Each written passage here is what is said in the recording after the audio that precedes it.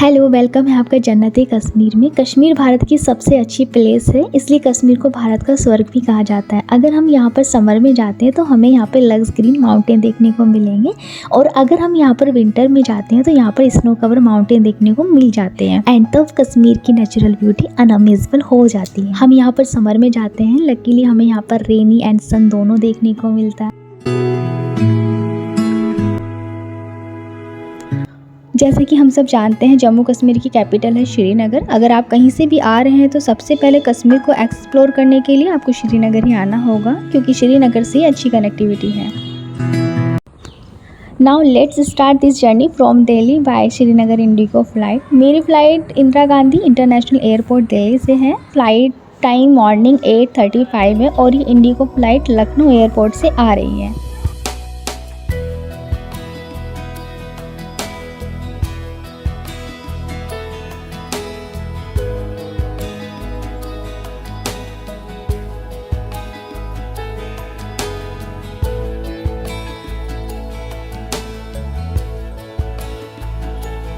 और यहाँ मुझे ज़्यादा टाइम नहीं लगा, मेरी जल्दी से चेकिंग हो गई थी। इसके बाद मैंने बोर्डिंग पास ले लिया था।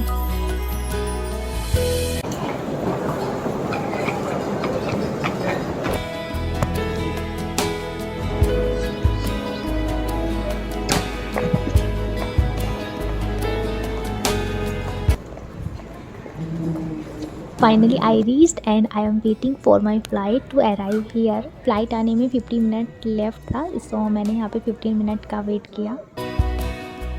नाउ मेरी फ़्लाइट आ चुकी है, यू कैन सी।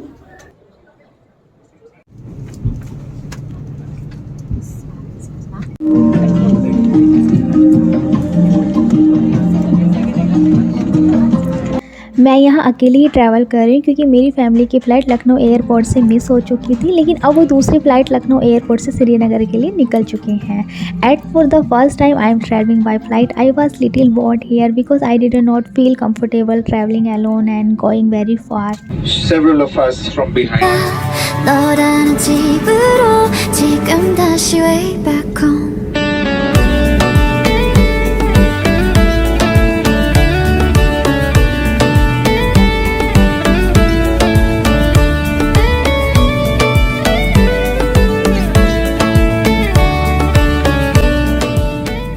मैं ये बहुत अच्छे से जानती थी कि श्रीनगर पहुंचते ही मेरा नंबर बंद हो जाएगा, और उस टाइम आई वाज थिंकिंग कि मैं और मेरी फैमिली हम एक दूसरे से कैसे कांटेक्ट करेंगे, क्योंकि मेरी फैमिली का भी सिम वहाँ पे बंद हो जाना था। अनफॉर्चुनेटली ये हुआ था कि हम लोग कॉल पर डिस्कशन कर ही रहे थे कि वो किस फ़्लाइट से आ रहे हैं, लेकिन उनकी फ़्लाइट ज़्यादा उड़ान की वजह से हमारा इस पर कोई डिस्कशन नहीं हुआ। मुझे केवल इतना ही सुनाई दिया कि मेरी फ़्लाइट उनकी फ़्लाइट से पहले पहुँच जाएगी। लकीली जैसा हम सोचते वैसा हमारे साथ हो जाता। मैंने सोच लिया था कि मुझे वहाँ जाके क्या करना है।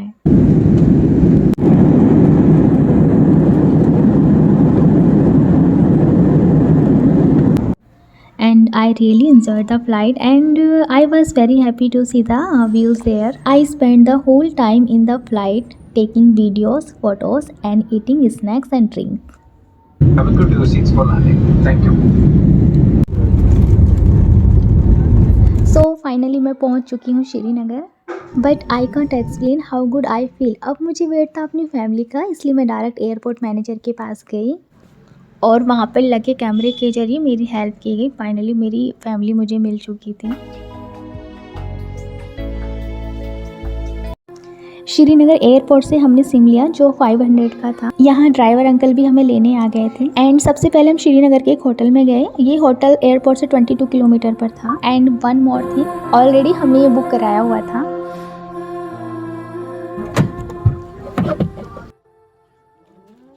एंड फाइनली हम लोग होटल पहुंच गए हैं। यहाँ हमने होटल चेक इन किया एंड इस तरह इस होटल का व्यू आप देख सकते हो। इस होटल का नाम रोजन जाई है।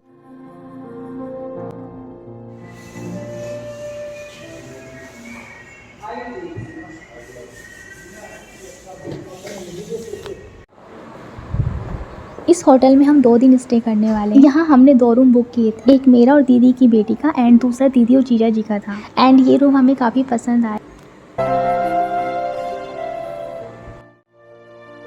यहाँ पर हमें पीने के लिए कहवा दिया गया। कहवा आल्सो नॉन एज कश्मीरी कहवा। ये यहाँ की ट्रेडिशनल टी है जो कि green tea leaves, spice, nuts and saffron से बनी होती है। एंड इसके बाद हम फ्रेश होकर श्रीनगर को एक्सप्लोर करने के लिए निकल गए।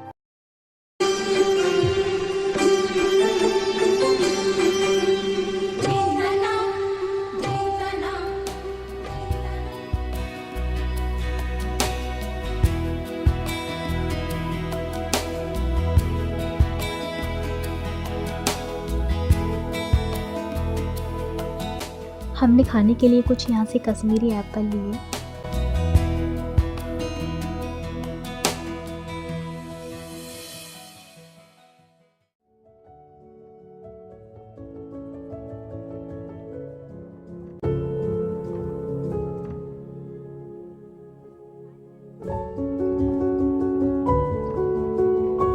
ये यहाँ के कुछ साइड व्यूज हैं जो देखने में बहुत सुंदर हैं।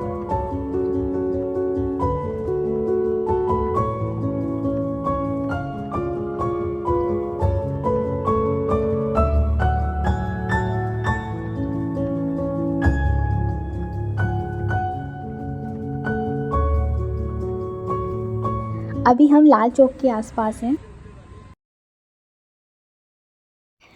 ये श्रीनगर के निशाद गार्डन में Nishat shopping complex which located on the banks of Dal and good place to Kashmiri street food and buy woollens at the cheap price. A beautiful place to spend evening and chai coffee available with different varieties of pakora.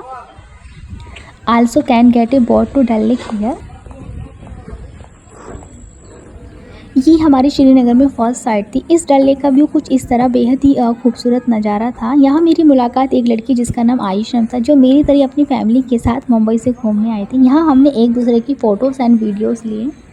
3rd century ईसा पूर्व 1700 metre ऊंचाई पर बसा ये श्रीनगर खासकर झीलों और house boat के लिए जाना जाता है। इसे अक्सर झीलों का शहर कहा जाता है। मैं दूर तक जाती नावें, मल्ला और टूरिस्ट से भरी बोटों को देख रही थी और इस प्लेस को देखने के बाद हम होटल के लिए निकल जाते हैं और इस तरह यहाँ श्रीनगर में वनडे कंप्लीट हो जाता है।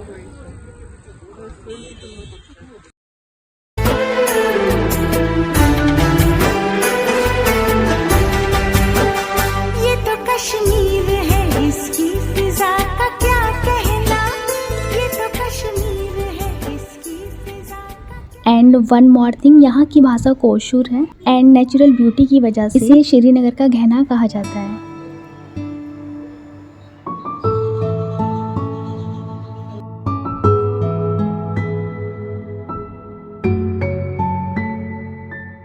फाइनली हम लोग होटल पहुँच गए और यहाँ पर हमारे लिए डिनर भी रेडी हो गया था।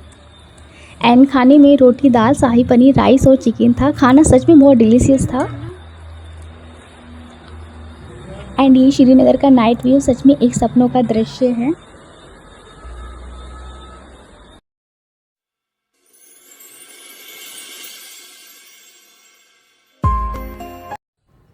Good morning Srinagar and everyone. Srinagar की फॉग पर रेनी मॉर्निंग व्यू नॉर्मली एक शांत व सुरम्य दृश्य प्रेजेंट करता है जो पूरी तरह से रेनी एंड फॉग से कवर है, all contributing to the unique charms of Srinagar's morning landscape. Srinagar में आज हमारा सेकंड डे है।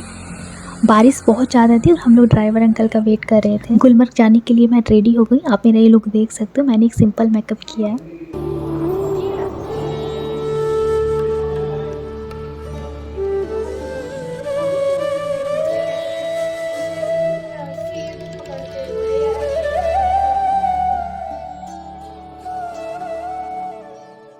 एंड फाइनली हम लोग गुलमर्ग के लिए निकल जाते हैं। ये गुलमर्ग होटल से 62 किलोमीटर पर है। 1 घंटा 23 मिनट टाइम हमें वहाँ पर जाने में लगने वाला है। जम्मू और कश्मीर के बारामूला जिले में ये गुलमर्ग है जो अपनी नेचुरल ब्यूटी के लिए फेमस है। श्रीनगर से गुलमर्ग तक के रास्ते का व्यू मैं कुछ भी स्किप नहीं करने वाली हूँ क्योंकि ये रास्ता एक बहुत खूबसूरत प्लेस से होकर गुजरता है। एंड यहाँ से हम लोग निकल पड़े हैं गुलमर्ग के रास्ते की ओर। तब मैं इस वीडियो को एडिट कर रही थी तो मुझे लग रहा था कि मैं यहाँ पर सेकेंड टाइम विजिट कर रही हूँ।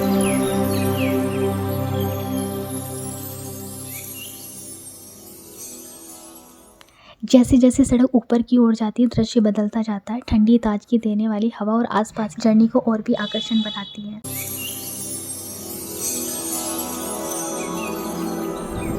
कहा जाता है कि गुलमर्ग हिमालय में बसा एक स्वर्ग है। यहाँ जर्नी आंखों को सुकून देने वाले नज़ारे, सुंदर घास के मैदान, ऊंचे पहाड़ों और हरे भरे जंगलों से भरपूर है। ये एक हिल स्टेशन है और हम काफी ऊंचाई तक आ चुके हैं। हम सबसे पहले गुलमर्ग गंडोला के लिए जा रहे हैं। हमें रिसेंटली ही पता चला कि गंडोला के लिए पहले से टिकट बुक करना होता है। अभी हम ऐसी प्लेस पर हैं यहाँ पर कोई नेटवर्क नहीं है, इसी वजह से हम ऑनलाइन टिकट बुक भी नहीं कर पाए। गुलमर्ग में सबसे आकर्षक गुलमर्ग गंडोला है, जो वर्ल्ड की सबसे ऊंची केबल कार है।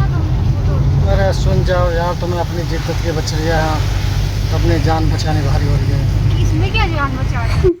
यहाँ पर मेरे दीदी और जीजाजी बहुत ज़्यादा डरे हुए थे एंड मैं और दीदी की बेटी इस मोमेंट को बहुत ज़्यादा एंजॉय कर रहे थे। इस रास्ते के व्यूज़ को देखते हुए मैंने हर एक मोमेंट को कैप्चर किया। I was feeling this time जैसे नेचर की गोद में एक पीसफुल जर्नी और ऊंचाई पर देवदारों के बीच बहती ये जलधारा मन को सुकून देती है। एंड आप भी इस रास्ते को स्किप ना करते हुए इस मोमेंट को फील करें।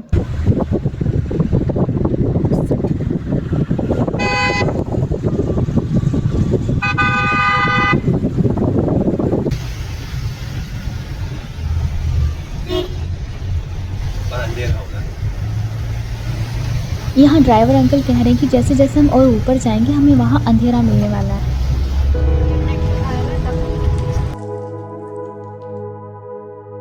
अभी हमें और आगे तक ऊंचाई तक जाना है, इसलिए आप इन ब्यूटीफुल व्यूज़ को आराम से देखें।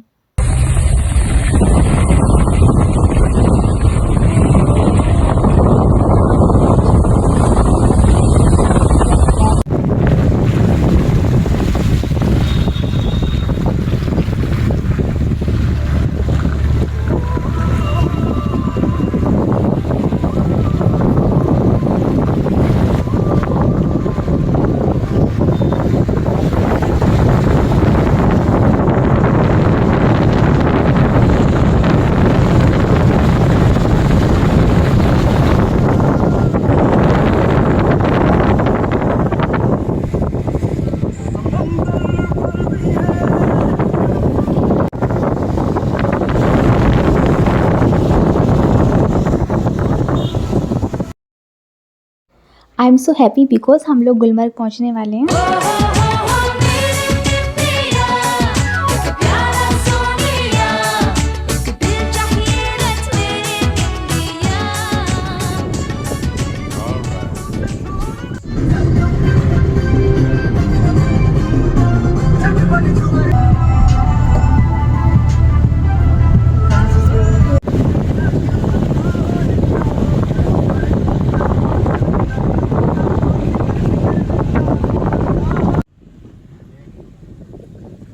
इसे गुलमर्ग का एंट्री गेट कहते हैं। एंड लॉन्ग जर्नी के बाद हम तंगमर्ग पहुंच गए हैं। यहाँ का रूल्स है कि गुलमर्ग गंडोला के लिए कोई भी टूरिस्ट डायरेक्ट नहीं जा सकता। यहाँ से गुलमर्ग गंडोला तक जाने के लिए उनकी टैक्सी से ही जाना होता है, जिसका चार्ज 2500 था। ये चार्ज तंगमर्ग से गुलमर्ग अप एंड डाउन का था। यहाँ मुझे लग रहा था कि हमारे साथ स्कैम हो रहा है, क्योंकि तंगमर्ग से गुलमर्ग 9 किलोमीटर तक जाने में 17 मिनट लगते हैं। यहाँ पर किसी जुगाड़ से हमने गंडोला का टिकट भी करा लिया था।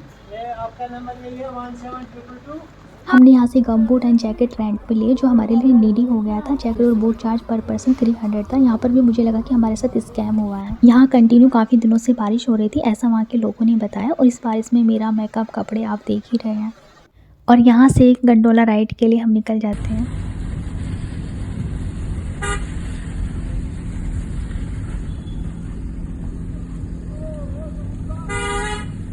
हम गुलमर्ग गंडोला पहुंच गए। यहाँ का व्यू कुछ इस तरह से है। बारिश कंटिन्यू था और इस बारिश में ही हम गंडोला का राइड करने वाले हैं। ये गंडोला जाने का स्टार्ट पॉइंट है। हमने यहाँ से गाइडेंस भी किया, जिसका चार्ज 700 था। यहाँ से हमने एंट्री ली। ये चेकिंग की लाइन है, हमें यहाँ पे ज़्यादा वेट नहीं करना पड़ा। ज़्यादा मत जाना। नाउ गंडोला पॉइंट पर हमने गंडोला में एंट्री ली एंड फाइनली हम लोग गंडोला के अंदर हैं। मौसम ठीक नहीं है ना, इसलिए साफ नहीं आ रहा। हमें यहाँ पर ये खूबसूरत नज़ारा देखने को मिलता है एंड सच में ये एक एक्साइटिंग एक्सपीरियंस था। गुलमर्ग में सबसे आकर्षक गंडोला ही है, जो वर्ल्ड की सबसे ऊंची केबल कार है। हम लोग गंडोला के फेज 1 में हैं एंड इसका जो टिकट था वो 800 का था and slot time 11:15 AM to 1:15 PM। And किसी वजह से हम फेज 2 का टिकट नहीं ले पाए थे। फेज 1 एंड फेज 2 दोनों में डिफरेंस ये था। फेज 1 गुलमर्ग से कुंगटूर घाटी तक है एंड इसकी हाइट 2600 मीटर है और यहाँ तक पहुँचने में 9 मिनट्स लगते हैं। एंड अबाउट फेज 2 ये कुंगडोरी पर्वत से अपरवट पर्वत तक जाता है एंड इसकी हाइट ग्राउंड फ्लोर से 4500 मीटर है और यहाँ तक जाने में 12 मिनट्स लगते हैं एंड इसका टिकट प्राइस 1000 था। घूम रहा है डिस्ट्रिक्ट बारामूला है सर। यहाँ पे जो होटल वगैरह नहीं सब लीज पे 90 ईयर के लिए और 10-15 हज़ार लोग सुबह कहाँ पे आते हैं सर, यहाँ पे शाम को सुबह निकलते हैं वापसी के लिए। जो आप ट्रीज देखते हो ना सर, पे पाइन फार एंड देवदार, पाइन फार देवदार श्रीनगर डल लेक में जो बोट है ना सर, इसी ट्री का बनता है। जितना ये पानी में रहता है ना स्ट्रॉन्ग होता जाता है, इसको काटना अलाउ नहीं करते हैं। आ जाओ उतरो। यहाँ हम कुंगडूर पहुँच गए हैं। ये कुंगडूर एंट्री गेट और हम कुंगडूर पर्वत पर हैं। किसी वजह से मैं कुंगडूर पर्वत को ज़्यादा नहीं देख पाई, लेकिन मेरी दीदी जीजा जी ने यहाँ पर बहुत एंजॉय किया।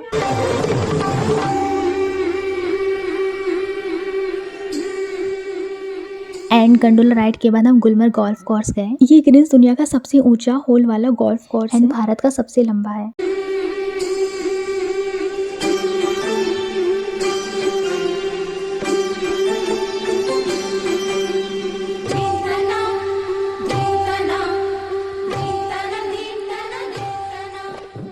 रेनी का होना कंटिन्यू था, लेकिन इसके बाद में फोटो वीडियो शूट करते रहे।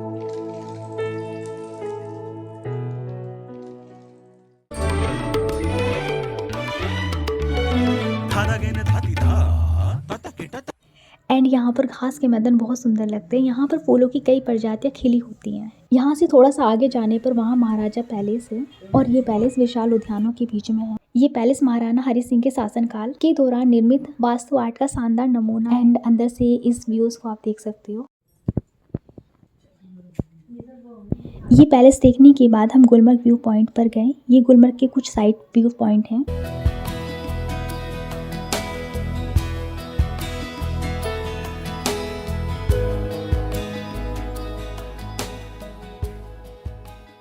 एंड ये हमारा लास्ट व्यू पॉइंट साइड था।